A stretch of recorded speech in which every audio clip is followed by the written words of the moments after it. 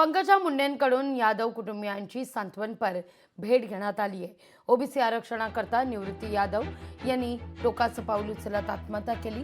यानंतर बीडच्या अंबाजोगाई तालुक्यातील बर्धापूरमधील ठिकाणी जात पंकजा मुंडे यांनी त्यांच्या कुटुंबियांची सांत्वनपर भेट घेतली आहे। कोणी टोकाचं पाऊल उचलू नका असं आवाहन सुद्धा त्या करतात।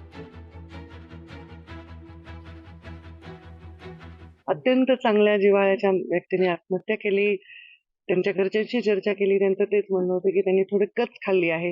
आता अधिकाऱ्यांशी चर्चा करीन, अजून अधिकची माहिती घेईन।